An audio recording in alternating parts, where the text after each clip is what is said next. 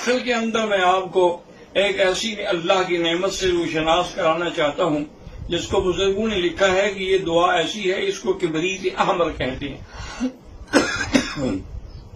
اور حتیٰ کہ شاہ ولی اللہ رحمۃ اللہ علیہ نے تو لکھا ہے کہ اس دعا کو پڑھنے کے بعد جس کو شک ہو کہ میری دعا منظور نہیں ہوگی تو اس کا معنی ہے کہ اس کے اندر ایمان ہی نہیں ہے، کیونکہ اللہ نے قرآن پاک میں جہاں جہاں یہ آیات نازل فرمائی ہیں آگے یہ بھی فرمایا ہے کہ ہم نے ان کی دعا قبول کر لی۔ تو اس کا طریقہ یہ ہے کہ آپ 4 رکعت نماز صلاۃ الحاجہ کی نیت کریں، اور پاک کپڑے ہوں، پاک لباس ہو، پاک جگہ ہو، اگر خوشبو لگائی ہوئی ہو تو اور اچھی بات ہے، اور پھر اللہ کی طرف رجوع کر کے آپ کھڑے ہوں اور نیت کریں، اور پہلی رکعت میں سورۃ فاتحہ کے بعد آپ نے آیت کریمہ پڑھنی ہے، لا الہ الا انت سبحانک انی کنت من الظالمین، 100 دفعہ پڑھنا ہے۔ اچھا، وہ 100 دفعہ کیسے پڑھیں گے؟ چاہیں تو انگلیوں پہ گنتے جائیں، اور چاہیں تو کوئی تصویر یا کوئی ایسی چیز رکھ لیں جس سے آپ کے عدد میں فرق نہیں آنا چاہیے، کیونکہ آخر کوئی نہ کوئی تو عدد میں برکت ہے نا، کہ اللہ کے نبی نے بھی فرمایا ہے کہ سبحان اللہ 33 بار، الحمدللہ 33 بار، اللہ اکبر 34 بار، حضور صلی اللہ علیہ وسلم نے خود ایک عدد بتایا ہے۔ تو آپ پہلی رکعت میں پہلے سورۃ فاتحہ پڑھیں گے، سورۃ فاتحہ پڑھنے کے بعد یہ آیت جو ہے 100 دفعہ پڑھیں گے، لا الہ الا انت سبحانک انی کنت من الظالمین۔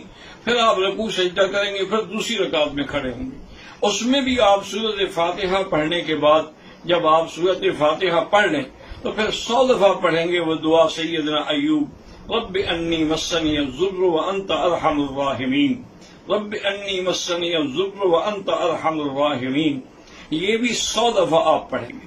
پھر آپ رکوع اور سجود کریں گے، پھر آپ تشہد میں کھڑے ہو جائیں گے دوسری 2 رکعتیں پڑھنے کے لیے، تو پھر بھی آپ پہلے سورۃ فاتحہ پڑھیں گے اور اس کے بعد یہ آیت پڑھیں گے، وَأُفَوِّضُ أَمْرِي إِلَى اللَّهِ إِنَّ اللَّهَ بَصِيرٌ بِالْعِبَادِ، یہ بھی آپ 100 دفعہ پڑھیں گے۔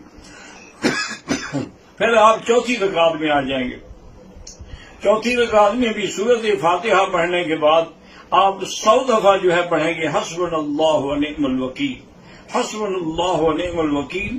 اور بعض علماء نے لکھا کہ اس کو اور بھی ملا کے پڑھیں، حسبنا اللہ ونعم الوکیل، نعم المولا ونعم النصیر۔ یہ اب 4 رکعتیں آپ کی پوری ہو گئی، آپ نے نماز پوری کر لی، تو اب سر سجدے میں ڈال کے 100 دفعہ آپ نے پڑھنا ہے، رب انی مغلوب فانتصر، حضرت نوح علیہ السلام کی دعا ہے، رب انی مغلوب فانتصر، یہ بھی آپ نے 100 دفعہ پڑھنا ہے۔ اور اس ساری عبادت کو شروع کرنے سے پہلے بھی آپ نے ایک تسبیح درود شریف کی پڑھنی ہے، اور ختم کرنے کے بعد بھی آپ نے ایک تسبیح درود شریف کی پڑھنی ہے۔ یہ ایسی اکثیر ہے، یقین کریں کہ میں اللہ کے حرم سے بیٹھ کے آپ کو یقین دلاتا ہوں کہ آج رات ہی اگر ہمارے مساجد میں، ہمارے مدارس میں، ہمارے احباب، ہمارے دوست، ہمارے بزرگ اس صلاۃ الحاجہ پر عمل کرے تو آپ دیکھیں گے کہ انشاءاللہ 2 دنوں کے اندر اندر یہ وبا اور بلا پوری دنیا سے ختم ہو جائے گی۔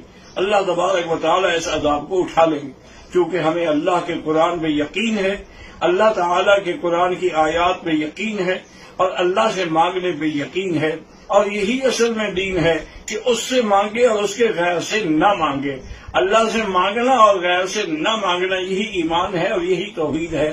اور آخر میں دعا کر لیں، اللہم صلی علی سیدنا محمد، اور دعا کرنے کا بھی طریقہ سیکھیں کہ ہمارے ہاتھ جو ہے یہ سیدھے ہوں اور ان کا رخ جو ہے وہ آسمان کی طرف ہو اور درمیان میں بھی فاصلہ ہو۔ اللہم صلی علی سیدنا محمد وعلی آل سیدنا محمد كما صليت على إبراهيم وعلى آل إبراهيم في العالمين إنك حميد مجيد. اللهم صل على محمد عدد كل ذرة ألف مرة. اللهم صل على محمد كلما ذكره الذاكرون وكلما غفل عن ذكره الغافلون. لا إله إلا الله العظيم العليم. لا إله إلا الله العظيم الحليم.